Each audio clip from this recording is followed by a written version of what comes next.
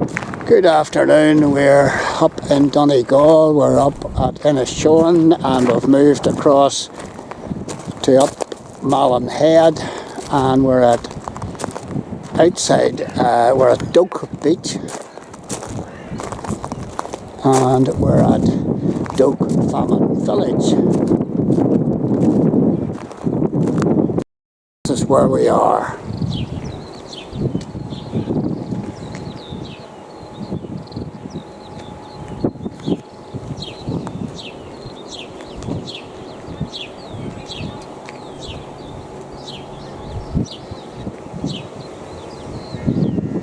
And this is like going back in time.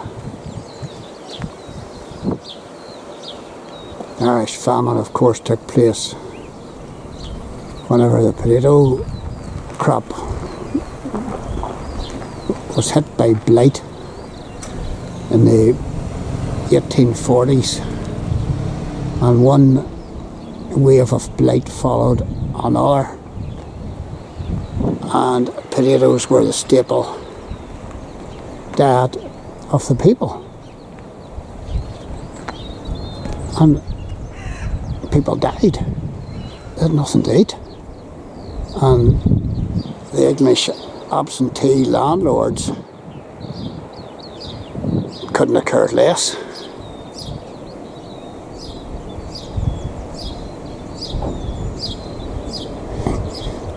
The picture shows one of the many sea fields in Doagh Island which were constructed by locals in the past to grow seaweed. Once the seaweed started to grow, the farmers had to wait a further 2 years before harvesting could take place. The stoning of the beach is a testament of how resourceful our forefathers had to be to survive. Times have changed, yet similar problems remains, making a living on the edge, far from opportunities of the large cities, still demands ingenuity, determination and work.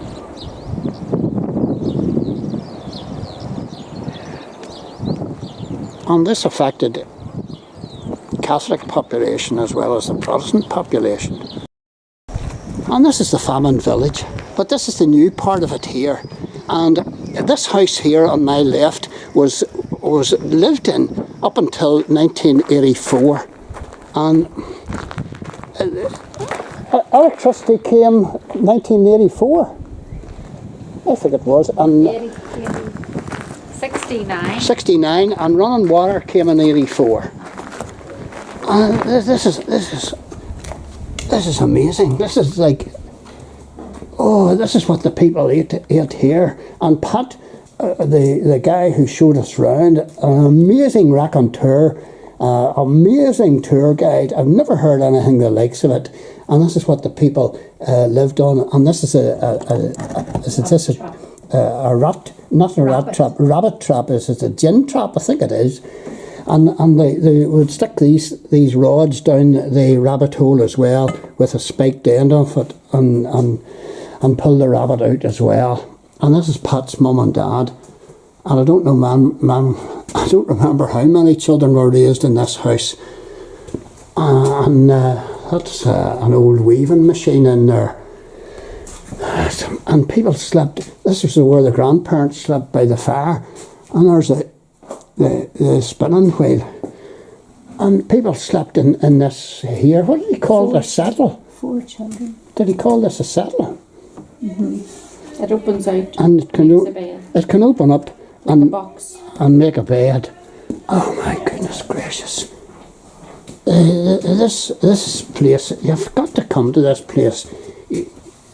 I've never heard a tour guide give such an informative presentation. Unbelievable. He's talked non-stop, and it was just filled to the brim of information on where words came from and sayings came from.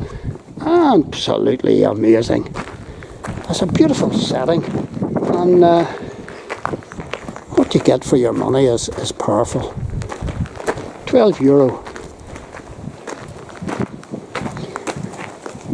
And this was the illegal, this is a shebeen, an illegal drinking den, and they made poteen here, and he gave us a wee taste of the poteen to try it out, and it was like medicine. And poteen was like a plague because so many people, it was easy to make, and so many people were getting drunk. And this birthed the Pioneer Society. Oh boy, so and the Temperance Society. So much in here.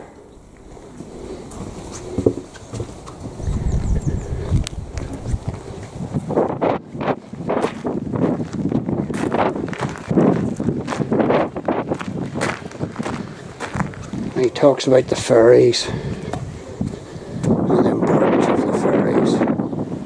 The fairies were almost like a boogeyman, and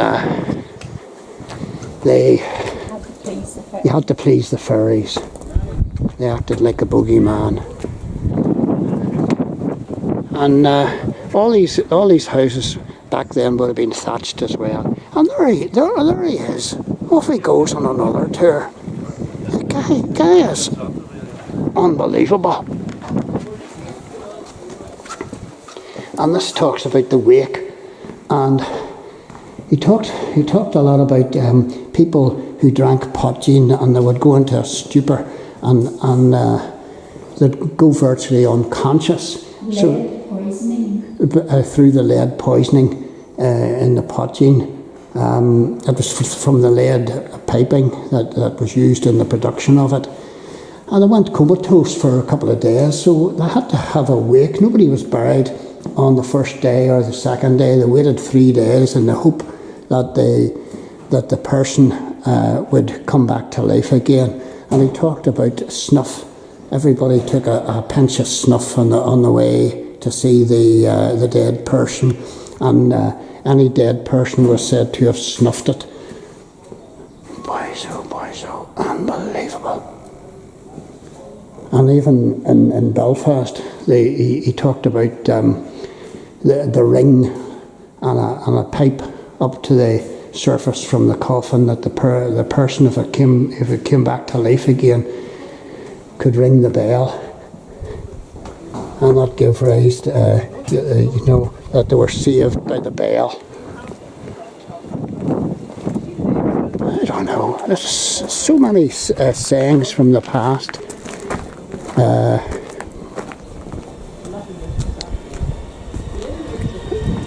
And they come from old activities and behaviour. This is the Oyster House, the Houghton family.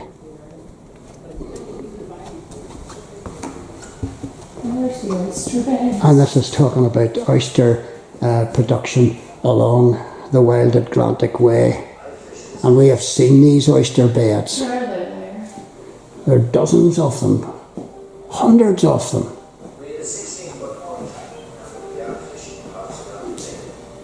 And I've had oysters, and I wouldn't go to the end of the road for them, to be quite honest. And this is all to do with the potatoes. And in the 1800s, Ireland, the population had grown to, this tells you, 8.2 million. And in 2016 it is now 6.6 million. But the potato famine happened between 1845 and 1848, and the blight killed the potato crops, and the British government didn't intervene. The British landlords just let the people die.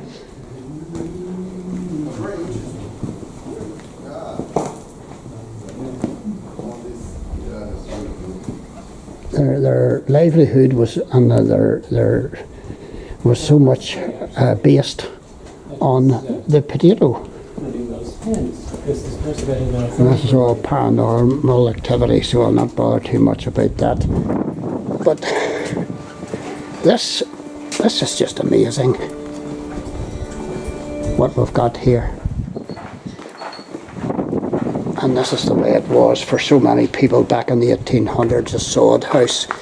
And because of prejudice and all the rest of it, and the pregnant girls outside of marriage were, they were put in a sod house, away from the general population, and it was only whenever the church intervened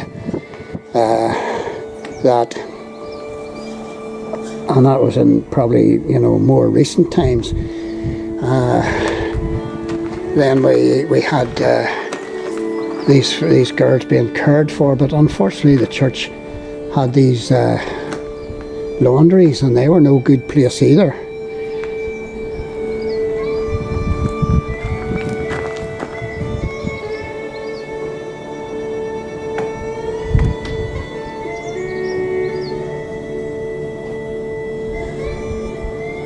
I phrase that man would take the scalp off your head, meaning the landlord would take the roof from over your head. And this is an eviction scene, because the Irish landlords, after the potato famine, people couldn't pay any money to these landlords, and those landlords went bust. So a new breed of landlord came in, and they just wanted sheep and cattle production, and they didn't want people on their land. So the people were thrown off the land if they couldn't pay the rents, and the rents of course went through the roof and forced them off the land, and eviction scenes happened all across the country, and people were forced into the workhouse.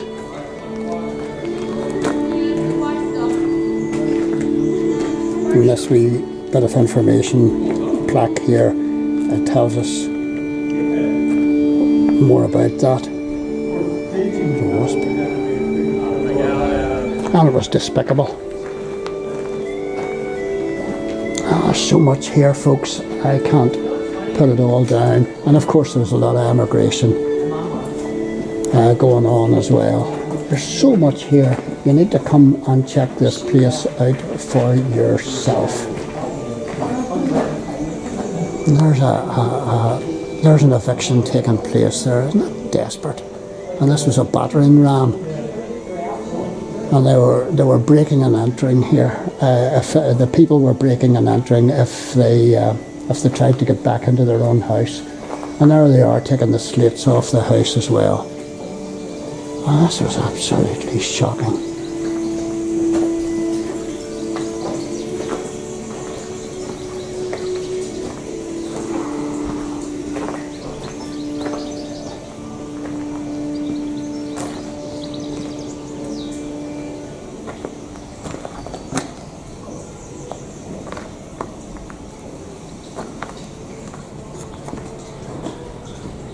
And there's the emigrant ships.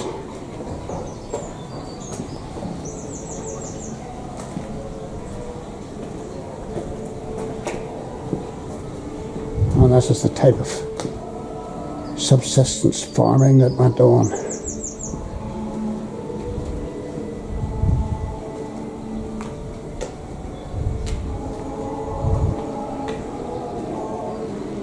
And I can't hope to cover anything like what you would need to know whenever you'd come here. This is a mast rock up here.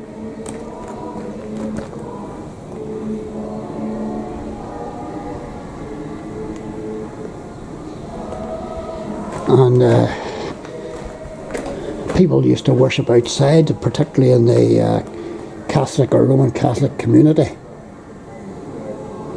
Why? Because they weren't allowed to worship inside churches. From the 1820s, mass houses began to replace mass rocks and other temporary structures. Early Catholic mass buildings resembled one-storey thatched cottages, and Presbyterian meeting houses were built equally as humble in structure. And in the 1700s, you went to the established church, which was the Anglican church, or else you didn't go to a place of worship. You weren't allowed, and that went for Catholics, and it also went for Methodists and Presbyterians.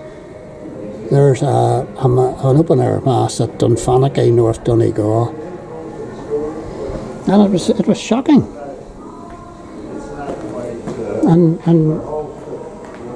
it was persecution. And here we have a meeting house, Malin Presbyterian Church, and they're singing psalms, and this would remind me very much of the Reformed Presbyterian Church that I went to as a boy.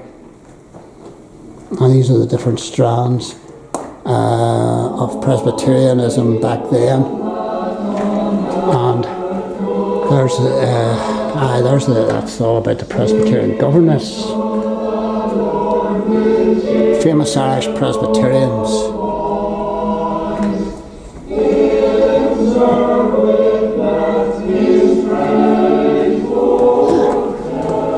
That's a song sung by the Reformed Presbyterians, unaccompanied.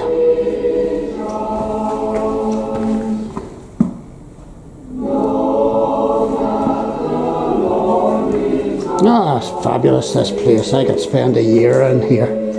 And of course, because of the persecution, Presbyterians, Methodists and Catholics rose against the British government in the 1798 rebellion, which I have covered in an awful lot of my videos. But it was crushed. And it was brutally crushed. Anyway.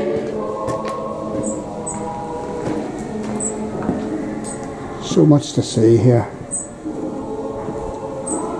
If you can practice your religion without fear of persecution or threat that you might be jailed or worse, killed for your beliefs, then you're more fortunate than 3 billion people in the world today. Isn't that shocking? And this is where we are. That is in a showing.